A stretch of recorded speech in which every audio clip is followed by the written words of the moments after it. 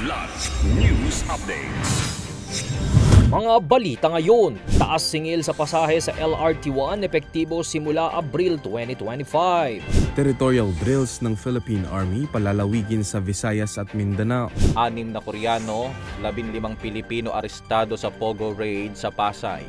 Ako po si Cesar Soriano para ihatid ang nangungunang mga balita sa buong kapuluan ngayon. Magpapatupad ng taas presyo sa pamasahe ang Light Rail Transit 1 o LRT-1 simula sa darating na Abril matapos aprubahan ng Department of Transportation o DOTR ang bagong fare matrix. Sa anunsyo ng Light Rail Manila Corporation o LRMC ngayong araw, ang current formula para sa LRT-1 na 13.29 pesos boarding fee at 1.21 pesos na dagdag kada kilometrong biyahe ay tataas sa 16.25 pesos na boarding fee at 1.47 pesos distance per kilometer travel fare.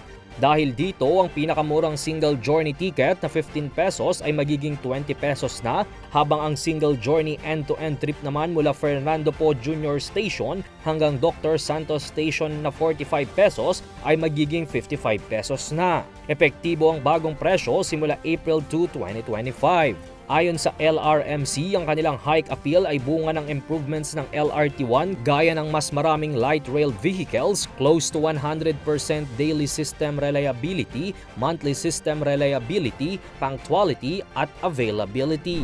Palalawigin ng Philippine Army ang ikalawang Combined Arms Training Exercise o CATEX Katihan sa Visayas at Mindanao. Ayon kay Lieutenant General Roy Galido, Commanding General ng Army, at least 6,000 na military personnel ang lalahok sa malawakang drills na gaganapin sa March 3 hanggang 12.